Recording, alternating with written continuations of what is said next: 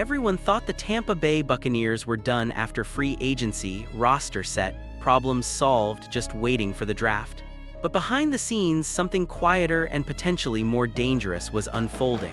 Moves that don't grab headlines but could completely reshape this team's future.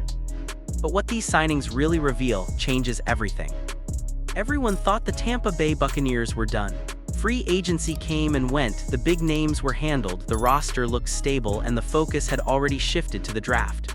From the outside, it felt like Tampa Bay was just waiting to make their next big move, waiting to fill a few final gaps. But that assumption might be completely wrong. Because while fans and analysts were looking ahead, the Buccaneers quietly made a move that didn't grab headlines, but said everything about what this team is actually worried about. A move that wasn't about star power, wasn't about hype, and definitely wasn't about winning the offseason. It was about fixing a problem they already experienced, one that nearly cost them more than people realize. And here's the thing, this wasn't a new experiment, this was a reunion, a player they already knew, a player they didn't even want to lose in the first place, which raises a bigger question. Why go back? Why bring someone back unless you realized something went wrong the first time? Because in today's NFL, it's not always your stars that define your season, it's the moments when those stars aren't on the field. And for Tampa Bay, that reality hit harder than expected over the past 2 years.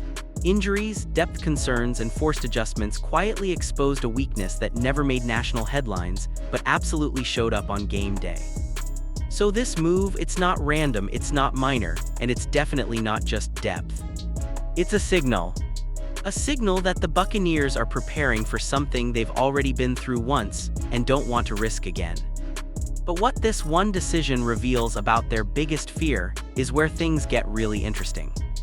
The Tampa Bay Buccaneers didn't make a flashy move here. No headlines, no massive contract, no instant wow reaction from fans. But sometimes the quietest signings end up saying the most, and that might be exactly what's happening with David Sills v. At first glance, it's easy to overlook. A receiver coming in from a division rival, not exactly a household name, not expected to be the face of the offense. But when you dig a little deeper, this move starts to feel a lot more intentional. Because Sills isn't just another depth piece. Last season, he quietly put together one of the most efficient stretches of his career.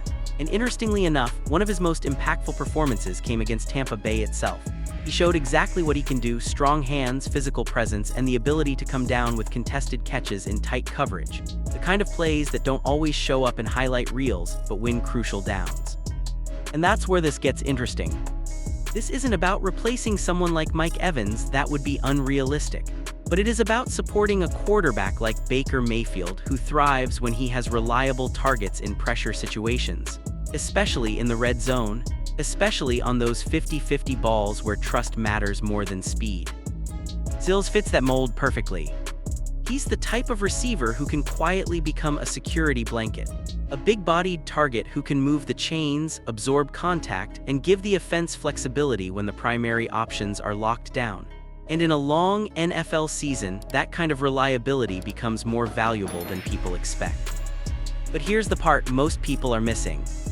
This move might not just be about adding depth to the offense, it might be about preparing for moments when the offense doesn't go according to plan, when the stars are covered, when the play breaks down, when someone unexpected has to step up.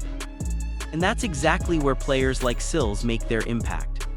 But if this signing is really about preparing for those moments, what does it say about what the Buccaneers are expecting this season? The Tampa Bay Buccaneers didn't just bring back a player, they brought back an entire presence. And if you've ever watched Raheem Nunez up close, you know exactly what that means. Because this isn't just about stats. This is about energy. The kind you can't measure on a box score, but every single teammate feels the moment he steps on the field. Nicknamed Nacho, Nunez has always been one of those rare players who brings intensity to everything: practice, huddles, sidelines. Reports from his previous stint in Tampa made one thing clear: there is no off switch. He's loud, he's emotional, and he keeps the entire locker room locked in, especially during those long, draining stretches of the season. And that matters more than people think. Because by week 13 or 14, talent alone doesn't carry teams anymore. It's the energy. the culture, the players who refuse to let the standard drop. But here where it gets deeper. This isn't just a good vibes signing. Before returning, Nunes Roches had one of the more productive stretches of his career with the New York Giants, showing he can still contribute on the field, not just in the locker room. He started games, played meaningful snaps, and even had a role during Tampa Bay's Super Bowl run. So now you're not just adding personality, you're adding proven experience to a defensive line that quietly needed reinforcement. Especially after roster changes up front. And when you look at what the Buccaneers are building defensively, it starts to make more sense.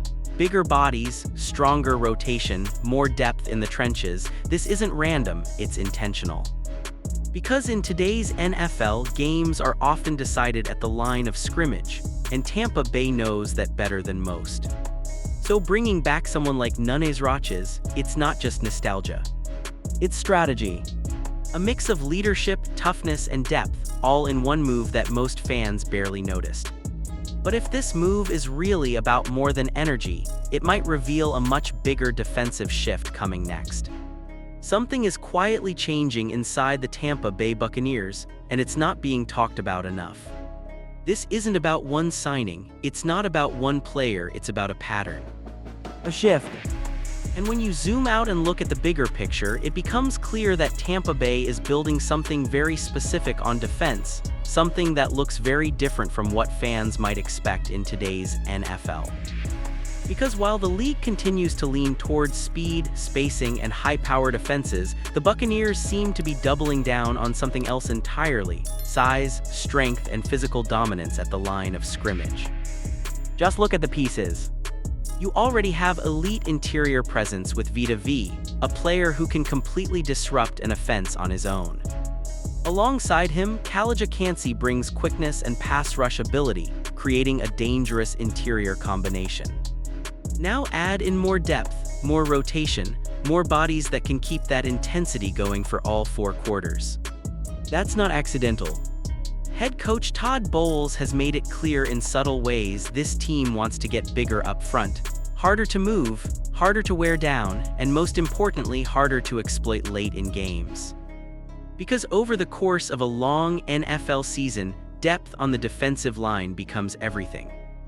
Injuries happen, fatigue sets in, and the teams that can keep rotating fresh, physical players into the trenches are the ones that survive in December and beyond. So these moves, they're not just about filling roster spots. They're about building a system where no single injury derails the entire defensive identity. A system where pressure doesn't drop off when starters leave the field. A system built to control the game from the inside out. And that's where things get interesting. Because if Tampa Bay is committing to this kind of defensive identity, it changes how you look at everything else they do next. Especially in the draft. And if this is the direction they're heading, their next move might surprise everyone. There's a reason these moves are happening now, and it has very little to do with headlines. This is about control. Because heading into the NFL draft, the worst position any team can be in is desperation. And the Tampa Bay Buccaneers, they're doing everything possible to avoid exactly that. By bringing back key depth pieces and adding under-the-radar contributors, Tampa Bay is quietly eliminating must-pick positions. They're patching holes before they become emergencies, and that changes everything about how they can approach draft night. Now instead of reaching for a need, they can wait. They can sit back and let the board fall to them.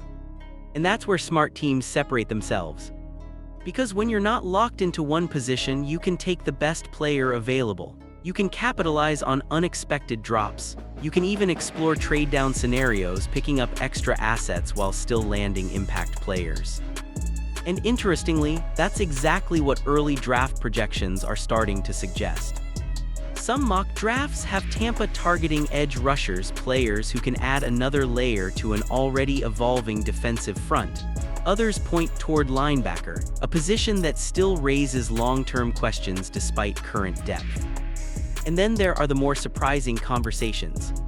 Some analysts believe the Buccaneers could even look at quarterback depth behind Baker Mayfield, not necessarily to replace him, but to prepare, to develop, to stay ahead of a situation before it becomes a problem. It's not the obvious move, but it's the kind of move smart front offices make. And that's the key theme here. Nothing about this approach is reactive. It's calculated.